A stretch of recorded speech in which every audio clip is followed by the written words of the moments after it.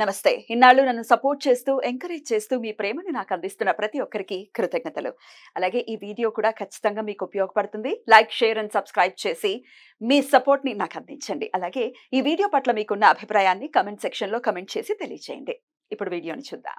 నమస్తే. Welcome to our channel. నేను పద్మిని. ప్రస్తుతంతో పాటు ప్రముఖ ఆధ్యాత్మికవేత్త, వాస్తు జ్యోతిష పండితులు, వాస్తు జ్యోతిష శిక్షణ నిపుణులు, లలిత ఉపాసకులు బ్రహ్మశ్రీ నానాజీ పట్నాయక్ గారు మనతో పాటు ఉన్నారు. మాట్లాడదాం. సార్ నమస్తే సార్. శ్రీమాత్రే నమః. సార్ ఆషాఢ శుక్లపక్ష నవమి దశమి తిథులు కలిసి ఉంటాయి. ఎప్పుడు శుక్రవారం నాడు సుదర్శన జయంతి, మహా సుదర్శన జయంతిగా మనం కొలుచుకునేటటువంటి రోజు. అగ్నిదేవుడు శ్రీకృష్ణుడికి బహూకరించినటువంటి సుదర్శన, అసలు ఆ సుదర్శన అన్న పేరే చాలా చాలా వైబ్రేషన్ ఉంటుంది ఆ పేరులో.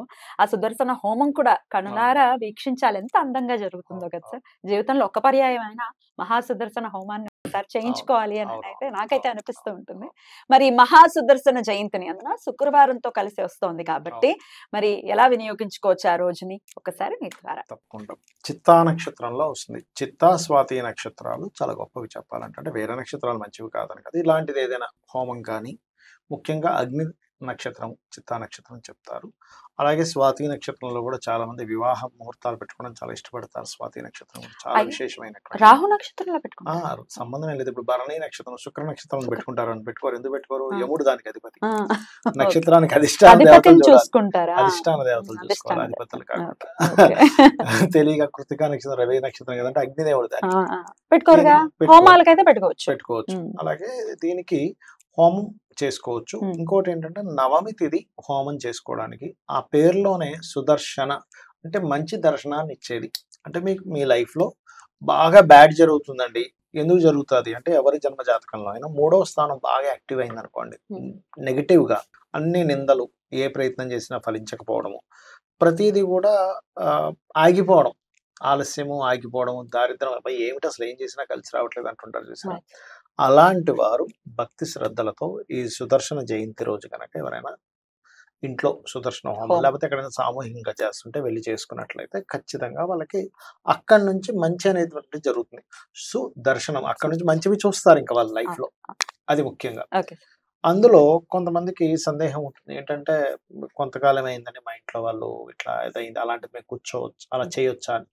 అలా చేయలేని వారు ఇలా సామూహికంగా జరిగినప్పుడు అక్కడ వెళ్ళి చూడొచ్చు. మంత్రాలను వినటం ద్వారా కూడా శాస్త్రంలో ఏ హోమం అయినా అక్కడికి వెళ్ళి కూర్చొని చూసిన వాళ్ళకి 25% ఫలితం ఉంటుందని చెప్తుంది శాస్త్రం. మరి ఇంకేముంది, ఎన్ని సౌలభ్యతలో మన శాస్త్రంలో.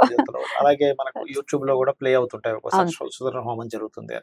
అలా చూసినా సరే దాని ఫలితం ఉంటుంది. అంటే కొంతమందికి ప్రాబ్లం ఉండొచ్చు, లేదా కొంతమందికి ఫైనాన్షియల్ గా ప్రాబ్లం ఉండొచ్చు, ధనం కట్టలేని వాళ్ళు ఉంటారు, దానికి ఏదో ఫీజు పెడతారు. అలాంటి వాళ్ళు అక్కడికి వెళ్ళి కూర్చున్నా. చండీ కూడా అంతే. చాలా మంది అయ్యో మేము చేసుకోలేకపోతున్నాం అంటే ఒకటే చెప్తాను, ఏమంటే మీరు చేసుకోలేకపోతున్నాం బాధపడకండి, అక్కడికి వెళ్ళి కూర్చొని అమ్మవారిని స్మరించండి. ఆ పొగ, ఆ మంత్ర ధ్వనులు అవన్నీ విన్నప్పుడు మీకు ఆటోమేటిక్ గా 25% మీకు ఖచ్చితంగా వస్తుంది. ఎందుకంటే పవర్ ఉన్నది మంత్రానికి పవర్ ఉంది. మీ భక్తి దాన్ని కనెక్ట్ చేసుకుంటుంది. భక్తి లేదు, మీరు డబ్బులు కట్టి అక్కడ కూర్చున్నా అసలు కనెక్ట్ అవ్వదు అంటారు. కొంత కనెక్ట్ అవుతుంది, ఏదో ధనం కట్టి చేశారు కాబట్టి. కానీ అక్కడ చేయించేవాడు, చేసుకునే వ్యక్తి అవన్నీ కనుక మనస్ఫూర్తిగా కనెక్ట్ అయితే 100% ఫలితం అనేటువంటిది ఉండి తీరుతుంది. అయితే ఇందులో పర్టికులర్ గా ఇది తులారాశిలో చంద్రుడు చిత్తా నక్షత్రం మీద ఉన్నప్పుడు వస్తుంది కాబట్టి ఎవరికైనా వివాహం అవ్వట్లేదు అని బాధపడే వారికి కూడా ఇది పనికి వస్తుంది బ్రహ్మాండంగా. ఎందుకంటే చిత్తా నక్షత్రం తులారాశిలో ఉంటుంది. తులారాశికి అధిపతి శుక్రుడు. ఈ శుక్రుడు, చంద్రుడు వెళ్ళి శుక్రరాశిలో ఉన్నప్పుడు మీ మనసు, కొంతమంది చూడండి తల్లిదండ్రులు రెడీగా ఉంటారు చేయడానికి, కానీ పిల్లలు వద్దంటుంటారు. ఏమిటోనండి మా అబ్బాయికి మా అమ్మాయికి ఏంటో వివాహం మీద మనసు వెళ్ళట్లేదు, వద్దంటున్నారు. అటువంటి వారు కూడా ఈ యొక్క చేయడం వల్ల ఫలితం ఉంటుంది. అయితే సంకల్పం చెప్పుకునేటప్పుడు ఇది అవ్వాలి అనే సంకల్పం చెప్పుకొని చేసుకోవాలి.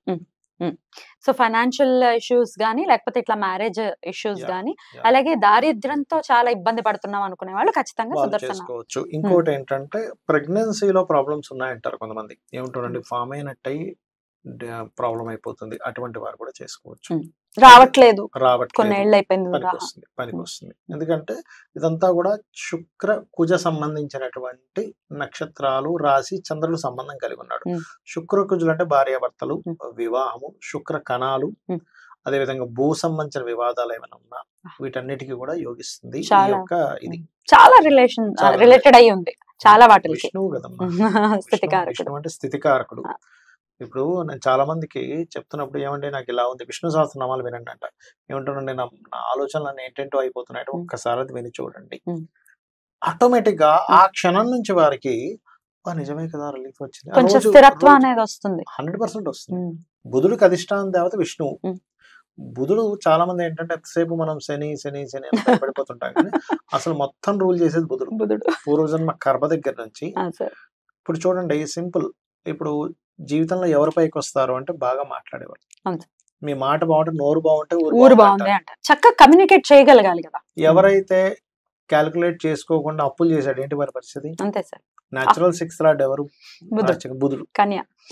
వితౌట్ క్యాలిక్యులేషన్ ఇష్టం వచ్చిన క్రెడిట్ కార్డులు వేడేసి ఇష్టం వచ్చిన అప్పులు తీసుకొచ్చేసి వడ్డీ కోసం అప్పులు చేసే వాళ్ళు ఉంటారు. వడ్డీలు కట్టడానికి. వాళ్ళైతే నేను చూశాను ఒక కేసు 30,000 తో స్టార్ట్ అయ్యి అతను అప్పు 4 కోట్లకి వెళ్ళింది. ఈ వడ్డీలు ఒకదానికి లింక్ వెళ్ళిపోయి 4 కోట్లకి వెళ్ళింది. మళ్ళీ ఆ వ్యక్తికి సిగరెట్ అలవాటు లేదు, మందు అలవాటు లేదు, ఎటువంటి వ్యసనాలు లేవు, ఏమీ లేవు. 30,000తో స్టార్ట్ అయింది. ఒక 3-4 ఏళ్లలో 4 కోట్లకు చేరిపోయింది. అది ఎలాగా అంటే 30 తీసుకున్నాడు ఫస్ట్. దాని తర్వాత సర్లే 30 తీసుకున్నాడు, ఇంకోటి ఉందని ఇంకొక 70 లక్ష అయింది.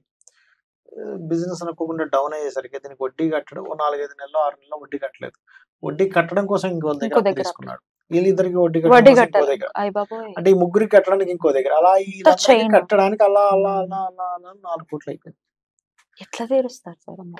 అందుకే ఎప్పుడు కూడా మీరు ఇబ్బందులో ఉన్నారంటే శనిని కాదు చూసుకోవాల్సింది. మీ క్యాలిక్యులేషన్, మీ బుధుడు ఎలా ఉన్నాడు, జన్మ జాతకంలో బుధగ్రహం పాడైంది అంటే వాళ్ళు ముఖ్యంగా జాగ్రత్తలు తీసుకోవాల్సింది. ఒకటి, ఇలాంటి సుదర్శన జయంతి సుదర్శన హోమం చేసుకోవడము, విష్ణు సహస్రనామాలు వినడము, ఓం అపర్ణాయ నమః అనే మంత్రం చేయడము.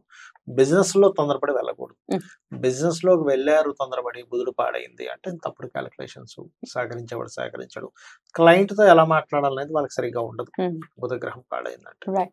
సో బుధుడిని ఖచ్చితంగా చూసుకోవాలి. బుధుడు మెయిన్. అసలు ఈ జాతకాలు లేవు అనుకున్న వాళ్ళకి Vishnu Sahasranamam care of address అని చెప్పుకోవచ్చు. అంతే కదా సార్? విష్ణు సహస్రనామం, లలిత ఇవన్నీ హ్యాపీగా చేసుకోవచ్చు. అంటే బుధుడిని అయితే ఖచ్చితంగా సెట్ చేస్తుంది విష్ణు సహస్రనామం. ఖచ్చితంగా బుద్ధిని కదా, బుద్ధిని సెట్ చేస్తుంది కదా. బుద్ధి బాగుంటే అన్ని బాగుంటాయి. మీరు ఎందుకు ఎవరినైనా మనం మన దగ్గర రానించాలని వీడు బుద్ధి మంచిది కదా దూరం పెట్టండి అంటాం. సింపుల్ గా అంటాం, బుద్ధి లేదా అని అంటాం. బుద్ధి లేదా అంటాం. ఎగ్జాక్ట్లీ. మంచి వాడే బుద్ధి లేదా అంటే బుద్ధుడు లేడు అక్కడ సరిగ్గా. బుద్ధుడు లేడని. సో ఖచ్చితంగా బుధుడు బాగుండాలి, బుద్ధి బాగుండాలి. బుద్ధి బాగుంటే అన్ని బాగుంటాయి కాబట్టి ఖచ్చితంగా విష్ణువుకి దగ్గర అయ్యేటటువంటి ప్రయత్నం ఖచ్చితంగా చేయాలి. సుదర్శనుడు కూడా. సో తలుచుకోవడం మనకి లేదు, ఆర్థిక పరిస్థితి బాగాలేదంటే మీరు అన్నట్టుగా సామూహికంగా జరిగే వాటికి వెళ్ళొచ్చు, లేకపోతే తలుచుకోవచ్చు సుదర్శన అని కూడా ఖచ్చితంగా తలుచుకోవచ్చు.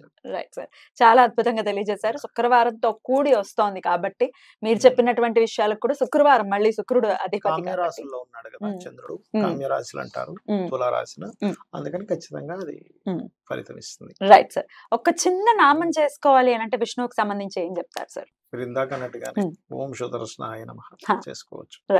ఇంకోటి ఏంటంటే ఏదైనా బలమైన ఆటంకం వస్తుంది, మనం దాన్ని ఎలాగ బుద్ధితో జయించాలి, ఎటువంటి ప్లాన్ చేసుకొని జయించాలి అనుకున్నప్పుడు కూడా ఇది ఖచ్చితంగా పనిచేస్తుంది. రైట్ సార్, అద్భుతం, చాలా బ్యూటిఫుల్ గా ఎక్స్ప్లెయిన్ చేశారు.